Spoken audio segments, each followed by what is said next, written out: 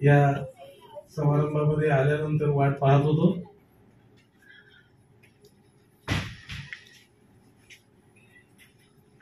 आमचे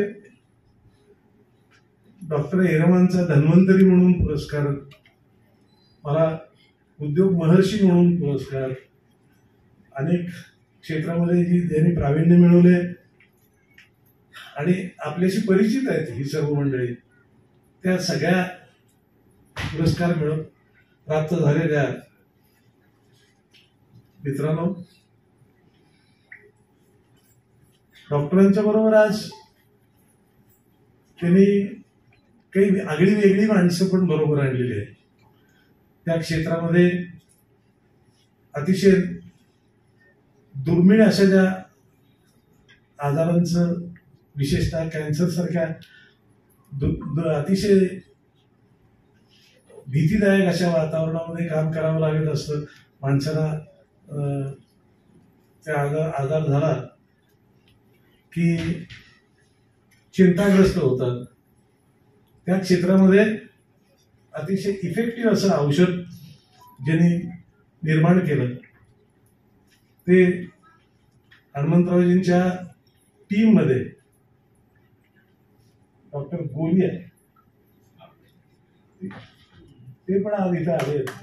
आपली कुणाची सगळ्यांचे सत्कार झाले. त्यांच्या प्रत्येकाच्या ह्याच्यामध्ये आपण प्रत्येकाने कशात प्रावीण्य मिळवलं तिथं आपण वाचन केलं आणि ते आपल्याला कळालं. परंतु हे आपल्याला कळावं एवढ्यासाठी मी मुद्दाम हा खास उल्लेख केला. तेव्हा अर्बन बँकेमध्ये या कार्यक्रमानिमित्त आमच्या गुरुसाहेबांनी मला सांगितलं की हनुमंतराव येणार आहेत आणि तुम्हाला उद्योग महर्षी म्हणून पुरस्कार त्यांच्या हस्ते मिळणार आहे. तेव्हा आमच्या कुटुंबामध्ये ज्यांचा मी तुम्हाला ओळख करून देताना मी सांगेन तुम्हाला की फार वर्षापूर्वीची गोष्ट आहे. एका छोट्या माणसासाठी एका फार मोठ्या माणसाने मला सांगितलं की मी तुम्हाला नाव सांगतो आणि मग तुमच्या लक्षात येईल की मी मोठं कुणाला म्हणलोय आणि छोटं कुणाला म्हणलोय आणि परत तो छोट्याचा मोठा कसा झाला तेही सांगणार आहे. श्रीनिवासजी पाटील त्यावेळेला कमिशनर होते पुण्याला आणि टाटा ग्रुपमध्ये जे काही डेव्हलपमेंट चालल्या होत्या त्यावेळेला हनुमंतरावजी तिथं होते. आणखीन मला एक गाडी घ्यायची होती टाटाची आणि श्रीनिवासनं सांगितलं, म्हणलं अशी अशी गाडी घ्यायची चाललंय. ते म्हणले तुला मी एक आपल्या भागातला एक मुलगा तो तिथे काम करतो आणि त्याला तू सांग. झालं. हनुमंतरावांना फोन केला आणि सांगितलं, म्हणलं अशी अशी गाडी.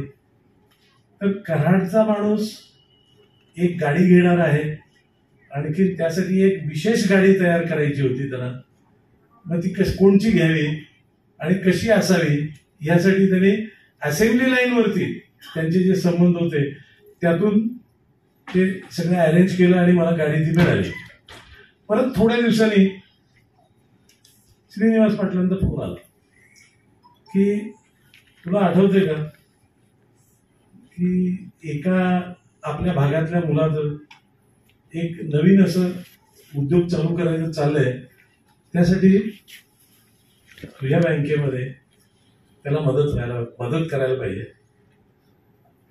त्यावेळेला त्यांच्या सांगण्यामध्ये एक या भागातल्या माणसाचं ह्या गोष्टीबद्दलचे जे प्रेम होतं त्यामधून त्यांना असं वाटत होतं की यांना मदत करावी. काळाच्या ओघामध्ये हनुमंतरावांची ओळख आणि त्यातून ते कसे मोठे होत गेले हे आम्हाला पाहायला मिळालं. तर मोठ्या माणसाला छोटी माणसं दिसणं, छोट्या माणसाचं मोठं कसं होतं ते पाहायला मिळणं, आणि मोठी माणसं मोठी होताना कशी मोठी झाली, त्यांच्यामध्ये काय स्पेशल असं काय असा कोणता गुण असतो, तो गुणग्राहकता जी असावी लागते हे आपल्याला पाहायला मिळतं. म्हणून मला विशेष वाटतं की आजच्या या कार्यक्रमामध्ये सगळ्या छोट्या छोट्या माणसांना पारखून बघून या न्यूज लाईननी जे ही माणसं शोधून काढली आपल्या बरोबर आहेत, परंतु आपल्याला रोज त्यांचं महत्व दिसत नाही. ते दिसणं महत्वाचं आहे. आणखी ते आज महत्वाचं जे काम आहे हे आज न्यूज लाईननी केलंय. आणि त्यामुळे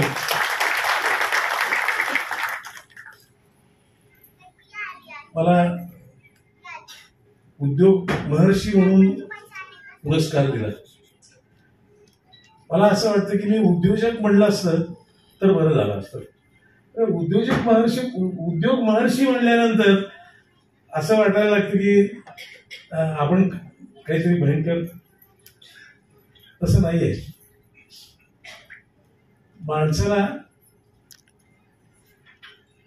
उद्योग करत असताना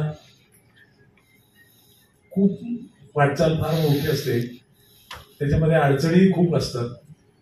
आणखीन ह्याच्यावर मात करून आपल्याला आपलं व्यक्तिमत्व जेव्हा फुलवायचं असतं त्यावेळेला अनेक लोकांची त्यात मदत होते, सहकार्य होतं. आणि म्हणून उद्योजक व्हावं. आणि उद्योग महर्षी म्हणजे शेवटचा टप्पा आहे, तेव्हा त्या शेवटच्या टप्प्यापर्यंत जायच्या अगोदर उद्योजक म्हणूनच राहणे जास्त. आणि मला वाटतं की तुम्ही तेच करताय. एंडलेस जॉब आहे. म्हणजे अगदी साधं स्वच्छतेचं काम, एखादी बिल्डिंग, अगदी छोट्या छोट्या बिल्डिंग्स पाहिजे सुरुवातीला हे करत होते. आणि तेव्हापासून ह्या कामाची व्याप्ती इतकी वाढत गेली की आज आपल्या जीवनामध्ये, दैनंदिन जीवनामध्ये बीव्हीजी ग्रुपचा मोठा वाटा असतो. ॲम्ब्युलन्स लागू दे, त्यांच्या त्या इमर्जन्सी सर्व्हिसेस ज्या आहेत, पोलिसांना त्या देणारे गाड्या देणारे, या ॲम्ब्युलन्समुळे तुम्हाला हार्ट अटॅक सारख्या, कार्डियक ॲम्ब्युलन्स सारख्या डॉक्टरांच्या सहित सेवा मिळणाऱ्या अशा ॲम्ब्युलन्सेस, अनेक ॲम्ब्युलन्सेस आहेत. नुसत्या एका फोनवरती त्या तिथे येतात ते. आणि त्यांची ती लिस्ट वाचली आपण की इतकं स्वच्छतेमध्ये लोकांना महत्व आत्ता वाटायला लागलं, परंतु त्या कामातून इतकं प्रचंड काम आणि प्रचंड रोजगार निर्माण होतो ही कल्पना पहिल्यांदा त्याने आणली. बँकिंग करत असताना आम्हाला खूप लोक स्वच्छतेच्या कामासाठी म्हणून आमच्याकडे येतात आणि त्या ह्याच्यामध्ये त्यांची मागणी असते. तर सुरुवातीला, अगदी सुरुवातीची गोष्ट अशी आहे की स्वच्छतेच्या कामासाठी भांडवल कशासाठी लागतं, इतकं भांडवल कशासाठी लागतं असं वाटत होतं. परंतु यांच्याकडे बघितल्यानंतर लक्षात येतं की स्वच्छतेचं काम म्हणजे 4 माणसं लावणं, आणखीन त्यांच्याकडनं काम करून घेणं. आणि काम करून घेत असताना किती अडचणी असतात याची कल्पना नव्हती. परंतु खूप मोठी मशिनरी, त्याच्यामध्ये खूप मोठी नियोजन, आणि त्यासाठी अतिशय मोठं असं एक ऑर्गनाइज्ड हे जे काम आहे, हे काम राष्ट्रपती भवन वगैरे ह्या सगळ्या गोष्टी मी विचार करत होतो की न दिसणाऱ्या अनेक गोष्टी असतात. म्हणजे राष्ट्रपती भवन असू देत किंवा पार्लमेंट असू देत किंवा एखादी बँक असू देत, एखादी माणसं कामाला लावणं आणि त्यांच्याकडनं काम करून घेणं हे इतकं लिमिटेड आणि तेवढं सोपं नाहीये. त्याच्या